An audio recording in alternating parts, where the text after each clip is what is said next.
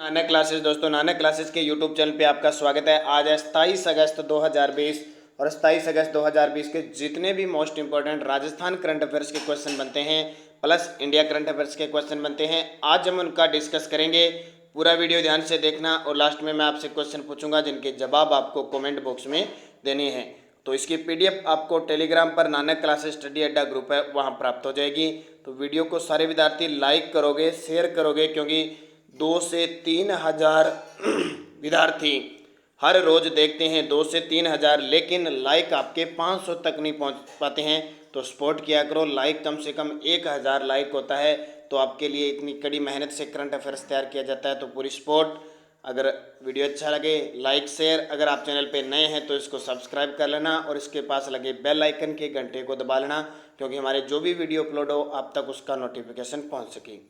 पहला क्वेश्चन देखिए, national housing board award Rajasthan के किस व्यक्ति को मिला? बहुत इंपॉर्टेंट है, काफ़ी कुछ दिनों से हाउसिंग बोर्ड के बारे में चर्चा की जा रही है, लेकिन एक बड़ा अवार्ड भी हमारे राजस्थान के व्यक्ति को मिल गया। National housing board award Rajasthan के किस व्यक्ति को मिला? पवन अरोड़ा को। तो ये व्यक्ति कौन है जिन्हें यह अवार्ड मिला? तो ये व्यक्ति है राजस्थान हाउसिंग बोर्ड के वर्तमान कमिश्नर कहो, आयुक्त हैं, जो इसकी 2 दिन पहले ही मुख्यमंत्री अशोक गहलोत ने सराहना की थी कि उनके आने के बाद उनके कार्यकाल में हाउसिंग बोर्ड अपने स्वर्णकाल यानी अपने प्रगति की ओर लगातार बढ़ रहा है, और अब नेशनल हाउसिंग बोर्ड ने इसे अवार्ड दे दिया। तो मुख्य तथ्य है, राजस्थान हाउसिंग बोर्ड के आयुक्त पवन अरोड़ा को नेशनल हाउसिंग बोर्ड अवार्ड से यानी देश में पूरे देश में हाउसिंग बोर्ड अवार्ड से चुना गया। ये बहुत बड़ी बात है हमारे लिए। और राजस्थान हाउसिंग बोर्ड की बात करें तो इसकी स्थापना 1970 में हुई थी और 2020 में यह गोल्डन जुबली वर्ष मना रहा है, यानी 50 वर्ष पूर्ण कर चुके हैं। इसके उपलक्ष्य में हमारी राजस्थान सरकार ने बहुत सारे उपहार दिए थे। जनवरी फरवरी के आसपास तो इसमें वो जो मकान खरीदे जाते थे उनके साथ उपहार भी दिए जाते थे, और अब लगातार कुछ 12 से 13 परियोजनाओं का भी शिलान्यास मुख्यमंत्री अशोक गहलोत जी ने किया। तो हमारे राजस्थान के नगरीय व विकास मंत्री है शांति धारीवाल। तो इसकी कुछ और जानकारी, इन्हें अवार्ड क्यों दिया गया?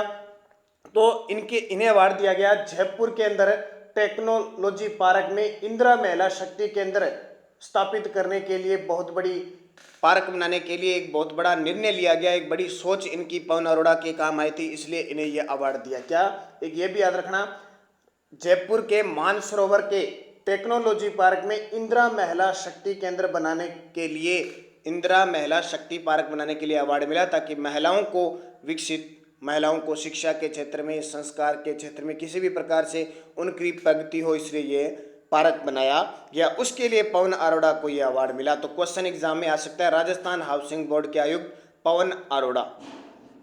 दूसरा प्रश्न देखिए, हाल ही में राधा अष्टमी पर्व कब बनाया गया? अभी आपको बता दिया, जब जब त्यौहार आएगा हम जरूर चर्चा करेंगे। क्लास करते हैं एक त्यौहार का टॉपिक हमारा पूरा होता है। तो राधा अष्टमी उल्टा हो जाएगा कृष्ण जन्माष्टमी के। कृष्ण जन्माष्टमी बनाई जाती है भाद्रपद कृष्ण अष्टमी को, और राधा अष्टमी बनाई जाएगी भाद्रपद शुक्ल अष्टमी को। बस इतना ध्यान रख लेना। तो राधा अष्टमी भाद्रपद शुक्ल अष्टमी को और कृष्ण जन्माष्टमी भाद्रपद कृष्ण अष्टमी को, तो दोनों ध्यान रखना। और इस महीने में और त्योहार कौन कौन से आए हैं? एक तो आए हैं भाद्रपद शुक्ल दूज, बाबेरी बीज, रामदेव जी का जन्म अवतार। उसके बाद में भाद्रपद कृष्ण नवमी, जिसमें गोगा पर्व बनाया गया था।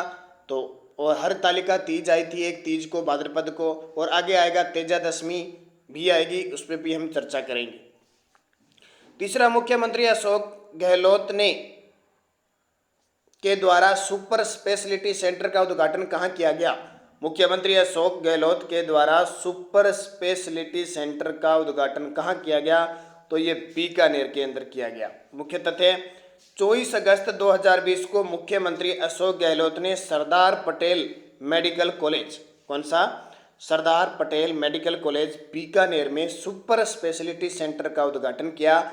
इससे क्या होगा? इस मेडिकल कॉलेज के अंदर जो उपकरण पड़े हुए हैं, मेडिकल से संबंधित जो उपकरण पड़े हैं उनको सुसज्जित किया जाएगा, उन्हें विकसित किया जाएगा। अगर कोई पुराना है तो उसकी जगह नया स्थापित किया जाएगा, और जो काम में योग्य नहीं है, यानी पुराने हो चुके हैं, आधुनिक तरीके से अगर किसी चीज़ मशीन को या किसी को उपकरण को काम में लेना है तो उसका नया वहाँ पे स्थापित किया जाएगा। इस उद्देश्य से यहाँ पे सुपर स्पेशलिटी सेंटर का उद्घाटन मुख्यमंत्री अशोक गहलोत के द्वारा, और ध्यान रखना आजकल सीधा वर्चुअल लोकार्पण होता है, शिलान्यास होता है, उद्घाटन होता है सीधा सीधा, और जहाँ जिस क्षेत्र में होता है वहाँ किसी व्यक्ति के द्वारा अध्यक्षता की जाती है।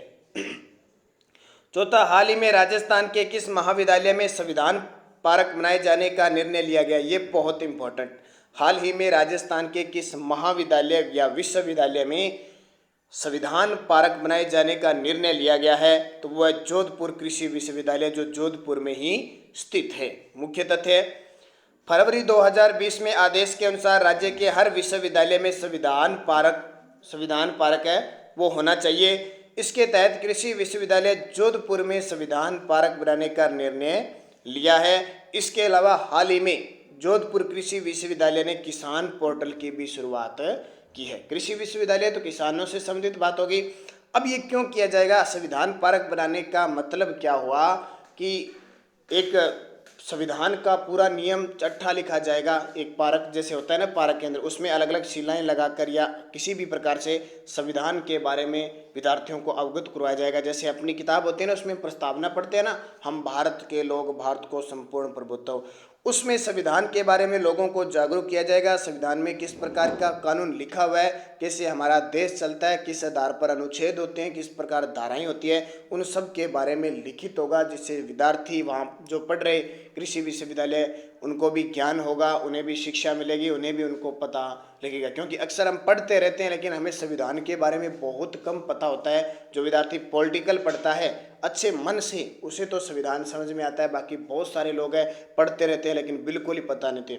मैंने बहुत बार बच्चों का ट्राई किया है कि वो तैयारी करते हैं राजस्थान की, इंडिया करंट, लेकिन उन्हें पूछते चलते चलते कि हमारे देश का रक्षा मंत्री कौन है, हमारे देश का गृह मंत्री कौन है, या हमारे देश का कोई छोटा मोटा मंत्री पूछ ले या कोई मामूली बात पूछ ले तो उसको पता नहीं होता है। लोकसभा की सीट पूछ ले, विधानसभा सीट, तो इसके बारे में अवगत करवाना जरूरी है, जागरूक करने। क्योंकि हम जिस देश में दे रहे हैं, हमारा कानून है, संविधान पे चल रहा है और हमें संविधान के बारे में पता होना चाहिए। अब पिछले साल बीएसटीसी का एग्जाम हुआ था, उसमें क्वेश्चन आया था राजस्थान में कितने कृषि विश्वविद्यालय है?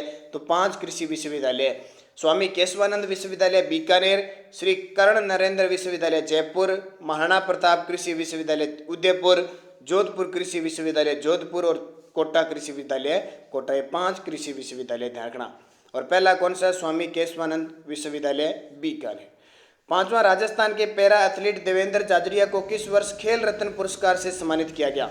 ओल्ड क्वेश्चन है लेकिन ये शख्स बहुत इंपॉर्टेंट है। देवेंद्र झाझड़िया जो राजस्थान के चूरू जिले से संबंध रखते हैं, चूरू जिले से, और इनका खेल है जेवेलियन थ्रो या भाला फेंक। तो 2017 में इन्हें खेल रत्न पुरस्कार से सम्मानित किया गया। तो भारतीय हॉकी टीम के पूर्व कप्तान एक तो सरदार सिंह और पैरा एथलीट देवेंद्र झाझड़िया को राष्ट्रपति रामनाथ कोविंद ने 2017 में राजीव गांधी खेल रत्न पुरस्कार दिया। ध्यान रखना, वैसे इसका नाम राजीव गांधी खेल रत्न पुरस्कार है लेकिन अब बदल कर इसका नाम सीधा क्या रख दिया है? खेल रत्न। देवेंद्र झाझड़िया को 2004 में तो अर्जुन अवार्ड मिला था और 2012 में पद्मश्री। पहली बार हुआ कि किसी पैरा एथलीट को पद्मश्री अवार्ड मिला था। ध्यान रखना, भारत सरकार का चौथा बड़ा पुरस्कार है ये। और 2005 में हमारी राजस्थान सरकार द्वारा देवेंद्र झाझड़िया को महाराणा प्रताप पुरस्कार से सम्मानित किया। तो ये देवेंद्र झाझड़िया की इंपॉर्टेंट बातें हैं। देवेंद्र झाझड़िया चूरू से संबंध रखते हैं, पैरा एथलीट है और भाला फेंक स्पर्धा में ये पैरा ओलंपिक गेमों में भी स्वर्ण पदक जीत चुके हैं। छठा, पाकिस्तान सरकार ने किस पूर्व प्रधानमंत्री को भगोड़ा घोषित करके ब्रिटेन सरकार से प्रत्यार्पण की मांग की है? तो जैसे हमारे विजय माल्या को भगोड़ा घोषित किया था, वैसे ही ब्रिटेन के अंदर विजय माल्या, वहीं कौन पहुंच गए? नवाज शरीफ भी पहुंच गए, इलाज करवा रहे हैं अपना। तो पाकिस्तान के 3 बार प्रधानमंत्री रह चुके शरीफ इलाज के लिए लंदन में हैं। भ्रष्टाचार के एक मामले में शरीफ को एक जवाबदेही अदालत ने कैद की सजा सुनाई थी, लेकिन किसी प्रकार से आपको पता है बहाने वगैरह लगा के वो इंग्लैंड चले गए। पाकिस्तान राजधानी इस्लामाबाद है, पीएम इमरान खान है और राष्ट्रपति है आरिफ अलवी। 7 नंबर देखिए, वन अरेंज्ड मर्डर नामक पुस्तक के लेखक कौन है? इसका विमोचन 28 सितंबर 2020 को किया जाएगा। ये शख्स बहुत इंपॉर्टेंट है, वन अरेंज्ड मर्डर। देखना, पता नहीं कितने एग्जामों में ये बुक पूछी जाएगी, क्योंकि किसकी है? चेतन भगत की। किसकी? चेतन भगत। 28 सितंबर 2020 को इसका विमोचन दुनिया भर में किया जाएगा। यह बुक एक अरेंज मैरिज के पृष्ठभूमि में मर्डर मिस्ट्री का चित्रण करती है। इस पुस्तक को वेस्टलैंड पब्लिकेशन के जरिए प्रकाशित किया जाएगा। चेतन भगत की एक 11वीं पुस्तक है बुक वन अरेंज्ड मर्डर से पहले द गर्ल इन रूम 105 एक हाफ गर्लफ्रेंड नाम सुना होगा नामक पुस्तक आई थी। साल 2004 में इनका पहला उपन्यास 5 पॉइंट समवन प्रकाशित हुआ था। ये बहुत इंपॉर्टेंट 5 पॉइंट समवन। और एक खासियत बात, चेतन भगत की पुस्तकों में लगभग आपको ना अंकीय मिलेंगे 1 2 3 4 5 शुरुआत में स्टार्ट होगा, जैसे 5 से स्टार्ट हो गया। ठीक है, तो इससे आप अंदाजा लगाना चेतन भगत की पुस्तकें एग्जाम में आती है। अब पिछले वीडियो का क्वेश्चन था राजस्थान के किस पैरा एथलीट को 2020 का अर्जुन पुरस्कार दिया गया, तो ये संदीप चौधरी है। झुंझुनू से समंदर पैरा एथलीट जेवेलियन थ्रो यानी भाला फेंक स्पर्धा में है। जैसे हमारे सुंदर सिंह गुर्जर है, ये करौली से है, ये भी पैरा एथलीट है और भाला फेंक में है। और तीसरे देवेंद्र झाझड़िया। तो अब की बार अर्जुन पुरस्कार मिला है संदीप चौधरी को। और एक क्वेश्चन, आमेर महल में गणेश पोल का निर्माण किसने करवाया था, तो लगभग विद्यार्थियों का सही जवाब था। इसका सही जवाब है स्वाई जय सिंह ने इसका निर्माण करवाया था। और एक फर्ग्यूसन थे, फर्ग्यूसन ने आमेर दुर्ग के अंदर, ये ध्यान रखना किस दुर्ग में है, आमेर महल में है, आमेर दुर्ग में है। फर्ग्यूसन ने इस गणेश पोल के बारे में कहा कि दुनिया का सर्वश्रेष्ठ दरवाजा है। गणेश पोल दुनिया का सर्वश्रेष्ठ दरवाजा, ये फर्ग्यूसन ने कहा था। ये आपके लिए इंपॉर्टेंट है। निर्माण स्वाई जय सिंह।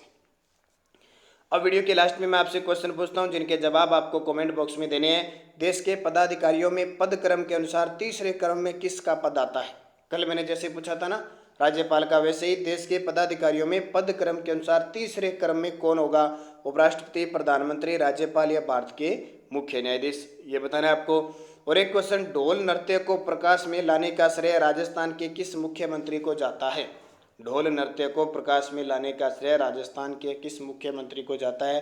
भैरव सिंह शेखावत, हीरालाल शास्त्री, जयनारायण व्यास, मोहनलाल सुखाड़िया। तो सही जवाब। और हर आपको बीएसटीसी पीटेट के लिए राजस्थान करंट अफेयर्स मिल रहा है, जिसमें कल आपको राजस्थान से संबंधित कोविड-19 के जो इंपॉर्टेंट क्वेश्चन बन रहे थे, कोविड-19 के बहुत कम आपको वीडियो मिलता है, तो आप जरूर देखें उसको क्योंकि इंपॉर्टेंट है राजस्थान के संदर्भ में। उसके अलावा बीएसटीसी के मॉडल पेपर चल रहे हैं, आप लगातार देखें, टेलीग्राम से जुड़े, वहाँ पे वो खूब सारे क्वेश्चन मिल रहे हैं। तो धन्यवाद, जय हिंद, जय भारत।